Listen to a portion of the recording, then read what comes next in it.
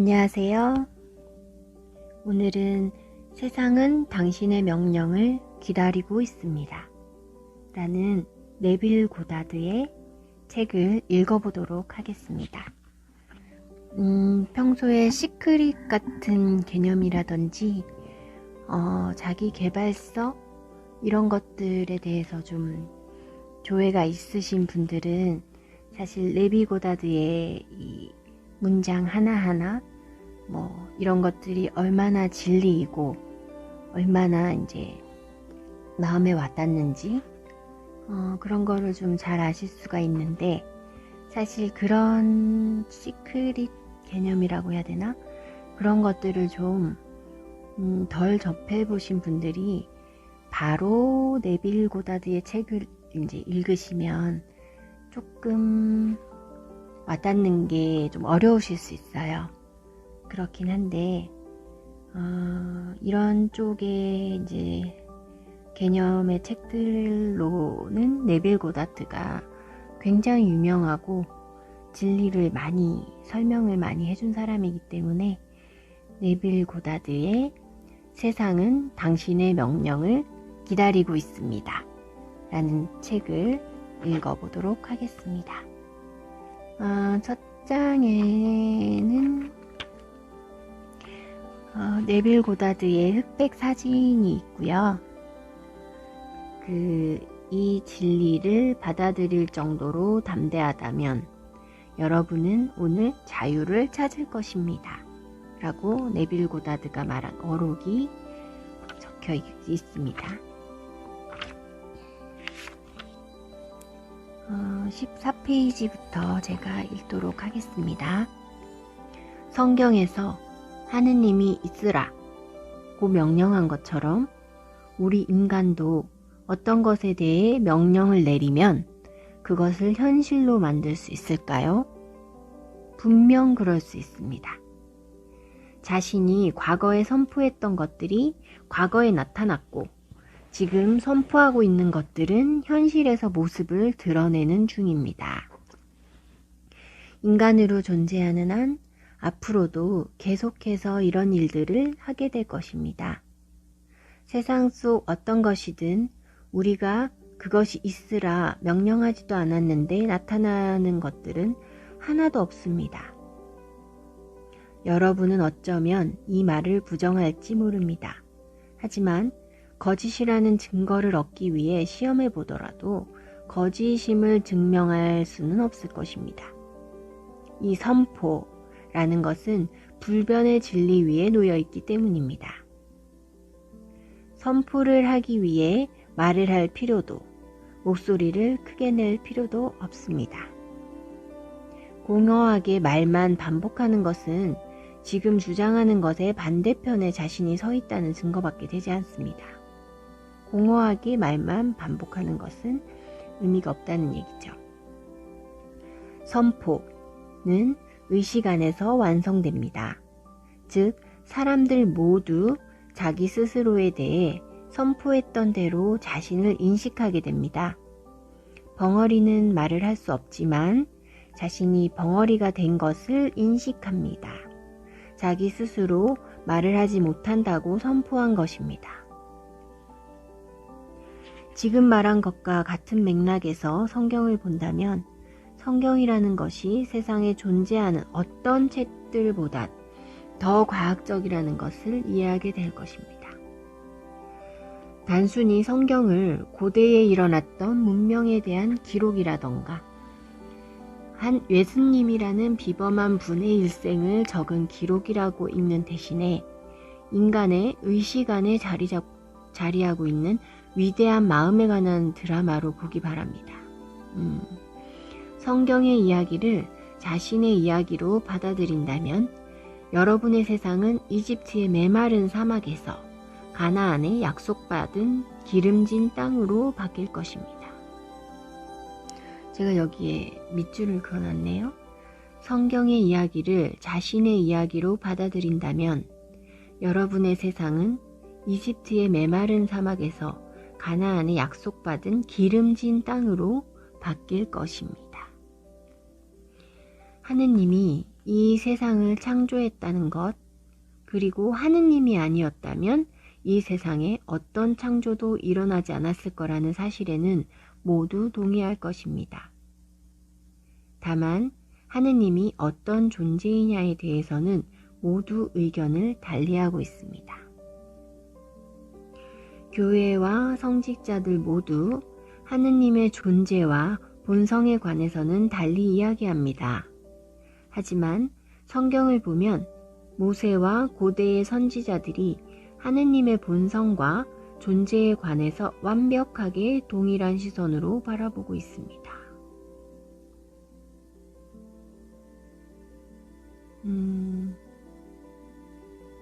교회와 성직자들 모두는 하느님의 존재와 본성에 관해서 달리 이야기하고, 모세와 고대의 선지자들이 하느님의 본성과 존재에 관해서 완벽하게 동일한 시선으로 바라보고 있었다는 것을 알 수 있다.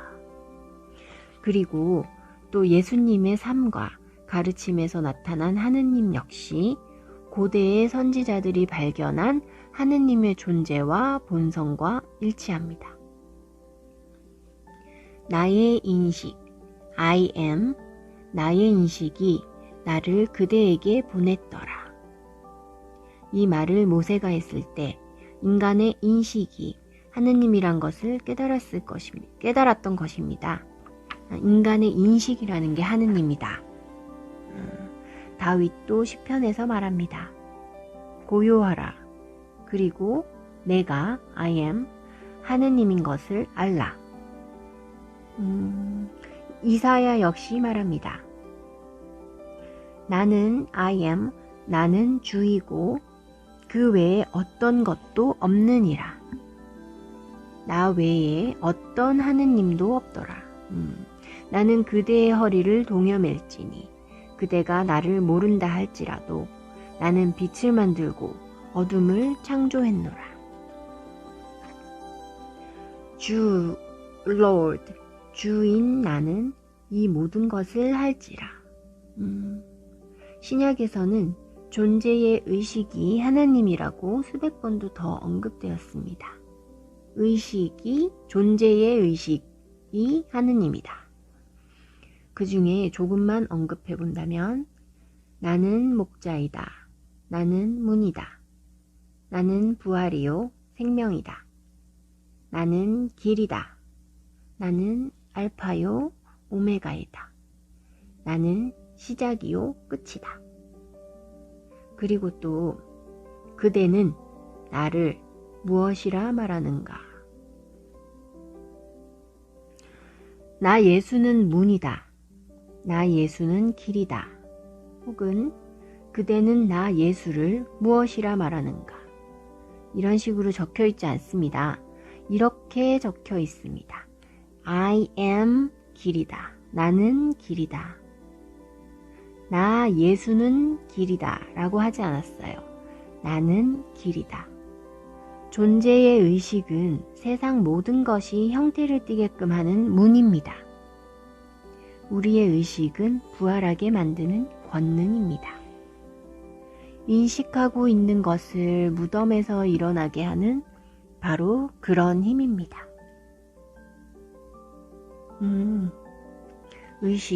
우리의 의식은 부활하게 만드는 권능입니다.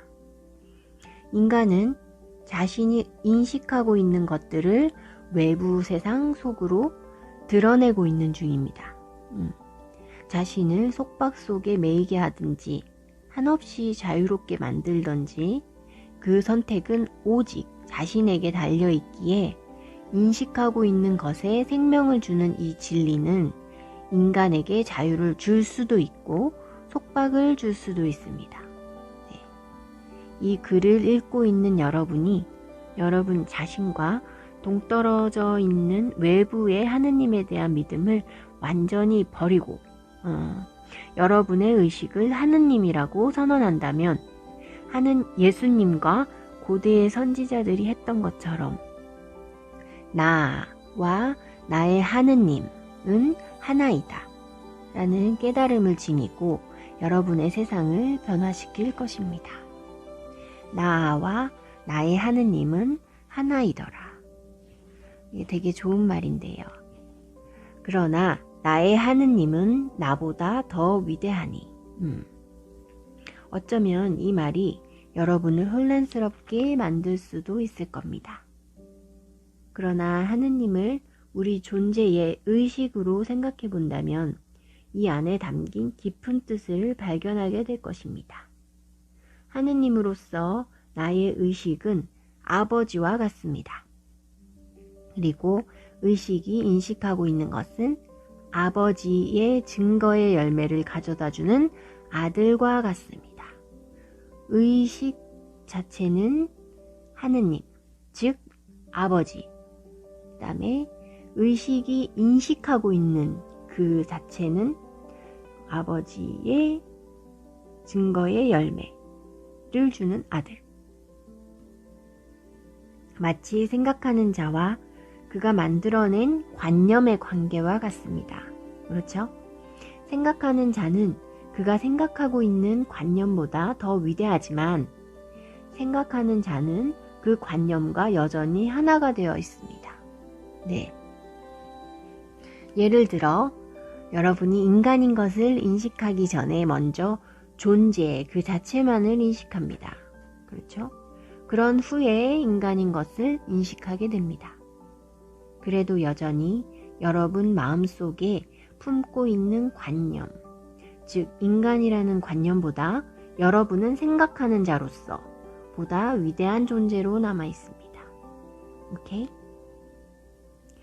예수는 이 위대한 진리를 발견하고는 자신이 하느님과 하나라고 선언했습니다. 그렇죠? 물론 인간이 만들어낸 하느님은 아닙니다. 예수는 인간이 만들어낸 하느님을 인식한 것은 아닙니다. 이렇게 말합니다.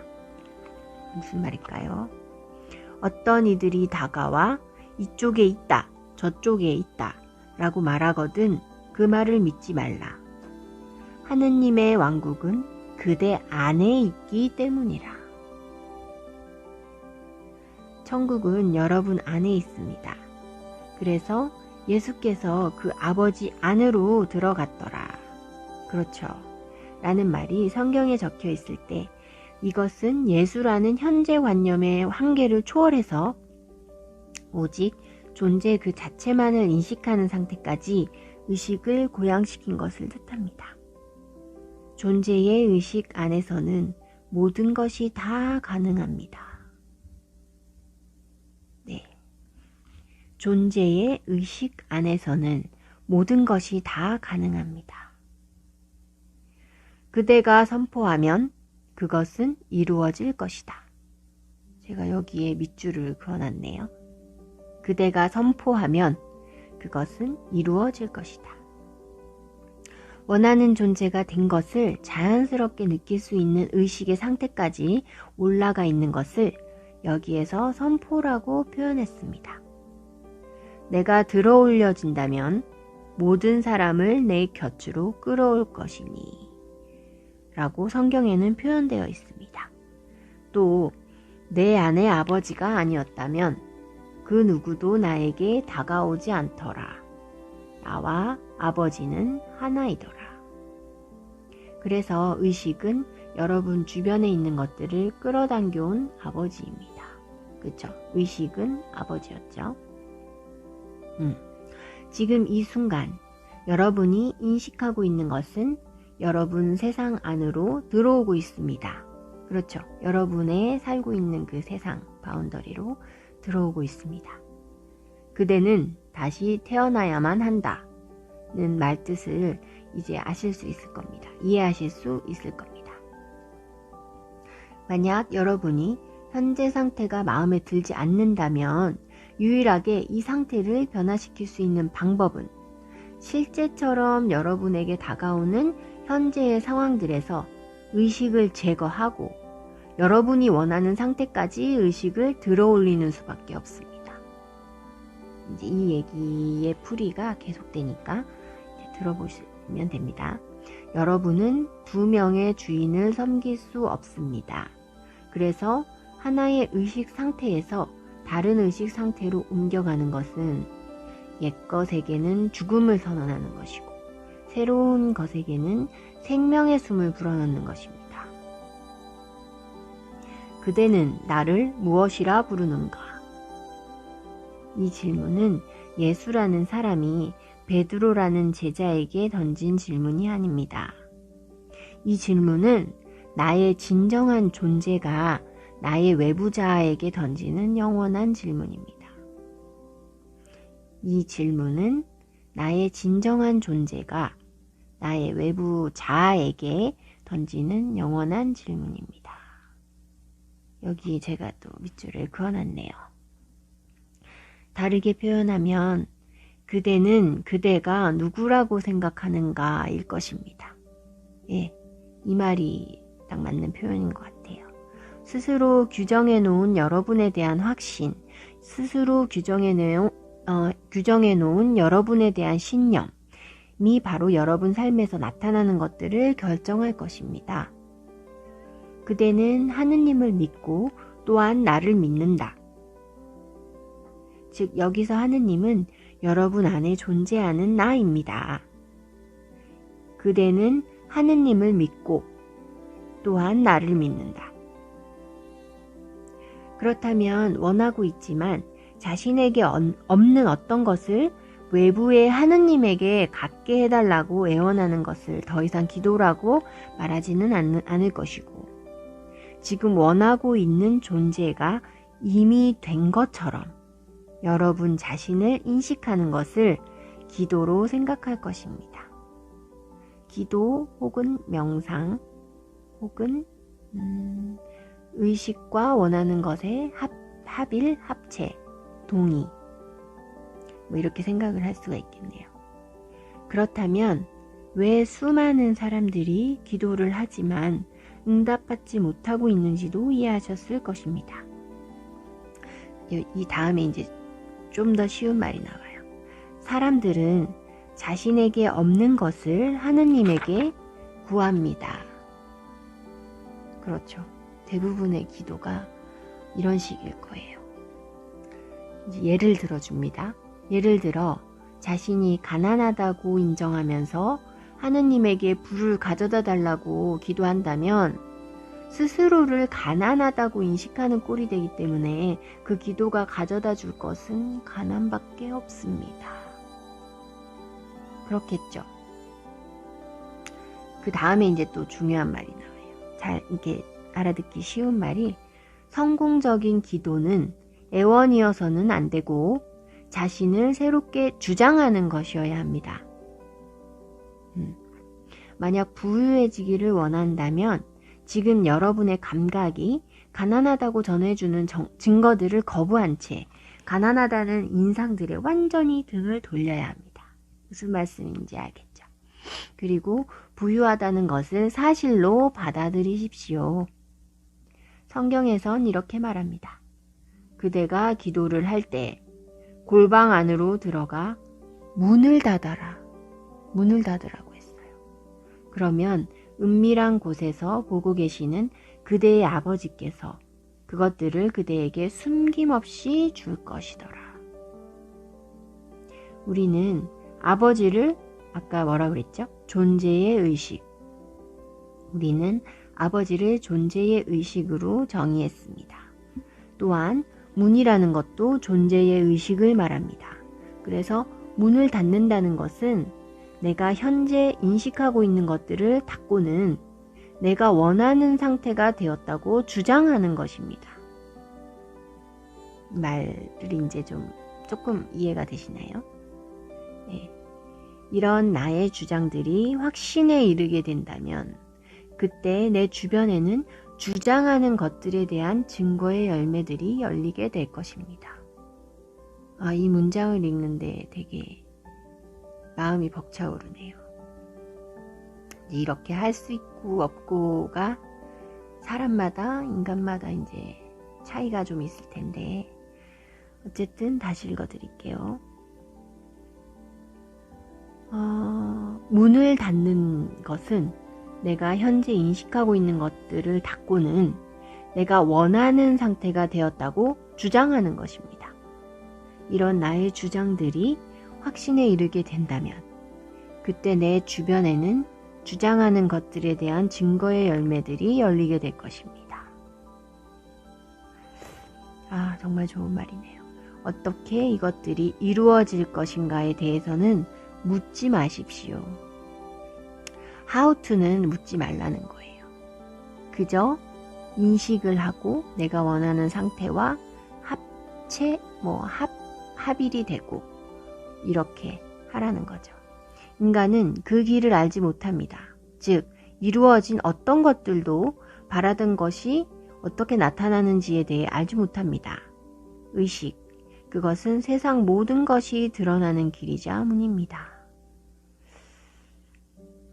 이게 좀 how to에 대해서 묻지 말라고 하는 게 우연히 길을 가다가 어떤 사람을 만나면서 이런 자기가 원했던 일이 일어날 수도 있는 거고 아니면 이 합치가 딱 된 다음에 아침에 샤워를 하다가 갑자기 불현듯 딱 어떤 아이디어가 떠오른다거나 이런 여러 가지 케이스들이 이제 나타나기 때문에 그 how to에 대해서는 자기가 어떻게 할지 너무 지나친 노력, 오버한 노력을 할 필요가 없고 인식과 내가 원하는 그 바를 합치시키는 것이 제일 중요하다. 이런 얘기인 것 같습니다. 나는 길이다. I am 길이다. 이 말을 했을 때 나 아무개가 길이라고 말한 것이 아니라 의식, I am, 의식, 즉 존재의 의식이 모든 것이 나타나는 길이라고 말한 것입니다. 그렇죠. 기적은 항상 따라오게 됩니다. 기적 혹은 럭키, 운, 행운, 귀인, 절호의 기회, 이런 것들, 아니면 메시지, 이런 것들이 항상 따라오게 됩니다. 결코 의식보다 앞서서 나타나지 않습니다. 그렇죠. 의식이 없는데 이런 것들이 나올 리는 없죠. 의식보다 더 실체인 것은 없습니다. 그렇네요. 그렇기 때문에 의식 상태를 먼저 구하게 되면 그 상태가 말하고 있는 것들은 당연히 뒤에 따라올 것입니다. 당연히 뒤따라올 것입니다. 성경에서는 이렇게 말합니다. 하느님의 왕국을 먼저 구하라. 그러면 모든 것이 그대에게 더해질 것이니라. 성경, 저는 크리스찬은 아닌데 성경에는 정말 진리의 말들이 다 들어있는 것 같기는 해요. 여러분이 먼저 구해야 할 것은 소망한 것이 이루어졌다는 의식입니다. 그리고 그 일들이 스스로 일어나도록 하십시오. 그대가 선포한다면 그것들은 실현될 것이다. 그러네요. 이 원리를 적용해 보시면 나를 시험하고 보소서라는 말이 무엇인지 알게 될 것입니다. 마리아의 이야기 또한 우리 모두의 이야기가 됩니다. 마리아는 예수라는 사람을 신비로운 방법으로 낳은 여인이 아닙니다. 이야기를 해보면 마리아는 어떤 남자도 모르고 지냈지만 아이를 가졌습니다. 여러분이 가지고 있는 소망에 대해서 이성적으로 생각해 봤을 때 그것이 이루어질 거라고 믿지는 못합니다. 하지만 여러분 존재의 의식이 하느님이라는 사실을 발견했다면 의식을 여러분의 남편으로 만들고 주님의 아이를 잉태합니다. 주님의 아이라는 것은 현재에 나타나게 하는 것, 현현을 잉태합니다. 그대를 만든 이는 그대의 남편이니 그의 이름은 만군의 주님이시더라. 그는 온 땅의 주 하느님이라고 불릴 것이니라. 여러분의 이상과 야망은 이 이야기에서 잉태된 태아입니다. 이 태아는 누구라고요? 이상과 야망. 마리아가 받은 첫 번째 명령은 다음과 같았습니다. 가서 그 누구에게도 말하지 말라. 아, 그랬구나. 이제 여러분은 마리아를 여러분 자신으로 여길 것입니다. 그렇게 말한 이유는 여러분이 다른 누군가에게 야망과 소망을 이야기한다면 그들은 여러분 안에 숨겨둔 두려움만을 전해줄 것입니다. 대부분 그렇죠. 아, 그거 뭐 되겠어? 아, 근데 그거 어려운데 조심해라. 돈 잃지 않게 조심해. 그건 좀 너무 새로운 분야인데 안 하는 게 좋지 않을까? 라는 식이죠. 소망을 현실로 가져오는 데에 첫 번째 지켜야 할 법칙은 비밀 유지입니다. 저도 예전에 이 책을 읽긴 했는데 약간 전율이 오네요. 저는 이걸 까먹고 있었거든요. 소망을 현실로 가져오는 데에 첫 번째 지켜야 할 법칙은 비밀 유지입니다. 왜냐하면 마리아가 받은 첫 번째 명령은 가서 그 누구에게도 말하지 말라 였네요. 그렇네요. 마리아는 다음과 같은 두 번째 명령을 받습니다. 주를 크게 하라. Magnify the Lord. 주를 크게 하라는 것은 현재의 자아관념을 새롭게 써내고 확장시켜 이 확장된 새로운 자아에 대한 관념이 자연스럽게 나의 일부분이 될 때까지 하라는 것입니다. Magnify 하라는 거군요. 이렇게 자연스러운 느낌이 얻어졌을 때 의식 안에서 여러분과 하나 된 것은 생명을 얻습니다. 오케이. 요한복음 첫 번째 장을 보시면 창조에 대해 간략하게 나옵니다. 태초에 말씀이 계시니라. 바로 지금이 여기서 말한 태초입니다.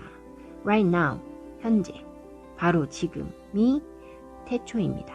즉, 태초는 충동의 시작, 그리고 욕망의 시작을 말합니다. 그리고 욕망은 여러분 의식 속에서 헤엄쳐 다니면서 현현될 곳을 찾아 헤매고 있습니다. 맞습니다. 그렇네요. 이것을 말씀이라고 표현했습니다. 욕망의 충동은 실체를 지니고 있지 못합니다. 존재의 의식, 즉 나의 의식, I am, 이 유일한 실체이기 때문입니다. 그래서 오직 내가 원하는 존재가 되었음을 I am, 내가 원하는 존재가 되었음을 인식할 때만 욕망은 생명을 얻어 실체가 됩니다. 예. 그래서 욕망이 실현되기 위해서는 요한복음 1장의 두 번째 문장이 적용되어야만 합니다. 이렇게 쓰여 있습니다.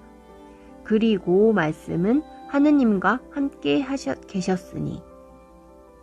말씀, 즉 욕망을 실체로 만들기 위해서는 의식에 의해서 고정되거나 의식과 하나가 되어야만 합니다. 그렇죠? 원하는 존재가 되었다는 것을 인식하게 된다면 그것은 의식을 형태 또는 관념에 못지라는 것이고, 그렇게 새로운 관념에 생명을 불어넣어 지금까지는 죽은 채 있거나 이루어지지 않았던 욕망이 무덤 속에서 부활하게 됩니다. 그렇네요. 두 사람이 땅 위에서 뜻을 같이 하여 구현한다면 그것은 땅 위에 세워질 것이더라. 여기서 뜻을 같이 한다는 것은 실제 두 사람 사이에 일어나는 일은 아닙니다. 바로 의식과 이루고자 하는 것 사이에 이루어진 동의입니다. 여러분은 지금 존재를 인식하고 있습니다. 그렇기 때문에 나는 존재한다. I am. 나는 존재한다고 입을 통해서 말하지는 않더라도 스스로에게 나는 존재한다고 말하는 것입니다. 만약 여러분이 얻고 싶은 것이 건강이라고 한다면 지금 여러분의 세상 안에서 건강의 증거가 주어지기도 전에 자신이 건강하다는 것을 feel, 느끼기 시작해야 합니다. 그래서 나는 건강하다는 느낌을 갖게 된다면 두 사람이 뜻을 같이 하게 된 것입니다. 즉, 나의 존재와 건강이 하나가 되는 것에 동의를 했고 그것으로 아이가 태어나게 됩니다.